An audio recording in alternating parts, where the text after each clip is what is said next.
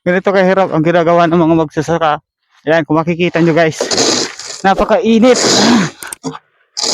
Yan, kailangan natin ipunin kasi lalagay na sa sako.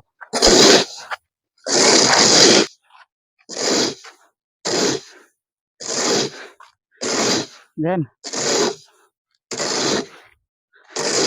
kunti lang naman ang ating basihan.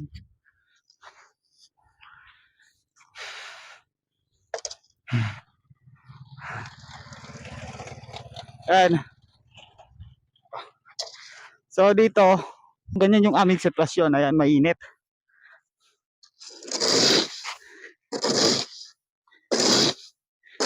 Iniipon lang namin. Pag naipon na namin to, isasako na namin siya. Dahil dito ay naisipan ko magpahinga muna dahil nga sa sobrang init ng panahon. Ay, ayun nga guys, kung makikita nyo sa ating vlog, ganyan kahirap yung ginagawa dito ng ating mga magsasaka. Kala ko kasi basic lang. Ayun, basang-basa ako ng init na.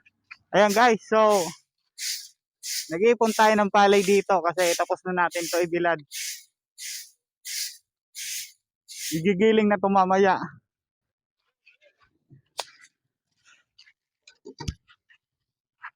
Ito yung ibang kagamitan nila.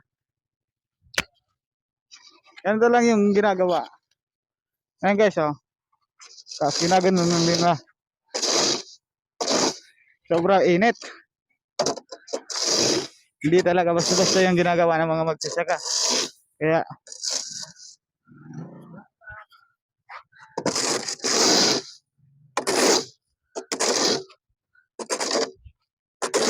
wala masasabi kung may tamad na Pilipino.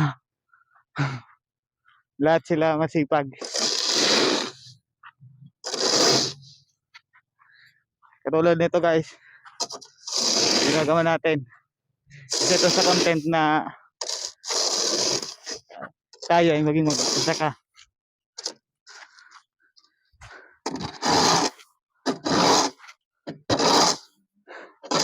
Okay na.